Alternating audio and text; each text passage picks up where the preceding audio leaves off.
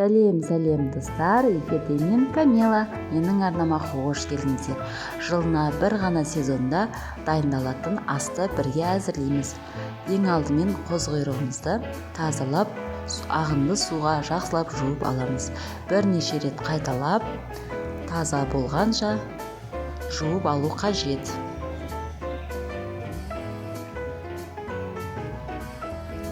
Керек емес жерлерін пышақпен қырып тазалап аламыз.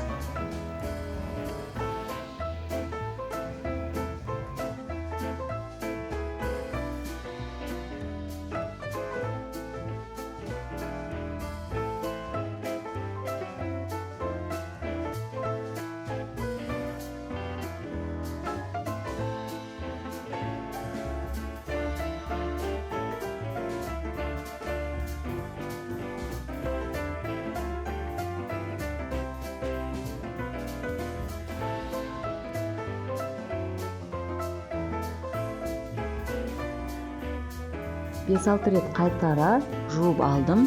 Таза болған қозқұйрығымызды қайтадан суға салып 10 минутқа қайнататын боламыз. Қайнап болғаннан кейін сүзгімен сүзіп алып, суығаннан кейін турап қоруға дайындаймыз. Қайнап болам дегенше картошкамды ашып дайындап алдым. Үйге аяқ асты қонақтар келетін болған соң, қозқұйрығым аз болып қалмасын деп ет қосып жібердім. Негізі ет қосудың қатты маңызы жоқ. Тек қана қозқұйрықпен қуырсаңыздар болады. Қаласаңыздар етті де қосуға болады. Және менде бір әдіс, қайнап болған қозқұйрығымды турайтын кезде жақсылап қолмен қысып суын ағызып жіберем. Өйткені қозқұйрық губка сияқты, машалка сияқты болғандықтан өзіне суды сіңіріп алады.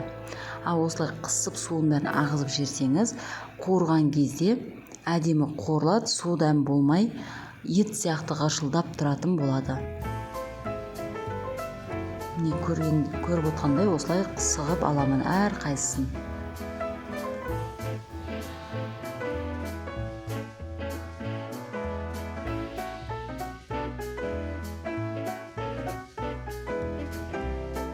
Міне осылай барлық затты дайындап алған соң, газге майымды құйып қыздырып алдым. Қыздырып болғаннан кейін етімді, соңынан қозқұйрығымды салып жақсылап қуырамыз. Қозқұйрық бізде қатты қызартып тұрып қуырамын, өйткені дәмді болады, сондықтан қызартып қуырған дұрыс. Видеоны қарап отырсаңыз, қалай қуырылғаны көрінеді.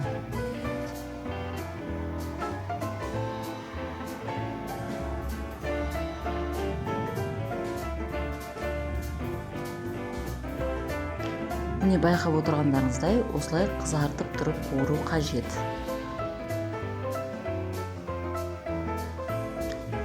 Үстіне пиязын салып, тұзымызды сеуіп, қалауымша дәмдеуіш қоссақ болады, қоспасаңыз да болады. Бұны да жақсылап қуырып болғаннан кейін, картошкамызды салып, картошканы 1-2 минут қуырғаннан кейін, аз ғана су құйып, демдеп қоямыз. Видеоны соңына дейін қарап, лайк басып, пікір қалдырып кетуді ұмытпаңыздар. Сіздерге пайдалы ақпарат болғанын қалаймын. Сондықтан белсенді болып, достарыңызға таратып, тіркеліп кетуді ұмытпаңыздар. Әлі алда көптеген кеңестермен бөлісіп отыратын боламын. Сондықтан тіркеліп кетуді ұмытпаңыздар. Менде картошкамды бір кезге етіп, жақсылап қуырып шықтым. Енді үстіне аз ғана су құйып, 5-10 минутқа демдеп қоямыз. Астындағы от баяу болу қажет. Міне менің тамағым өте дәмді болып шықты. Қалауларымызша дастарханымызға салып ұсынсақ болады. Өз өмірімізді, өз асымызды керемет көңіл күймен дәмді етіп ұсыну әр қайсымыздың өзіміздің қолымызда. Осылай кафедегідей етіп дастарханға қойып, көңілді әрі дәмді ас ішкендеріңіз дұрыс. астарыңыз дәмді, өмірлеріңіз мәнді болсын. Сау болыңыздар.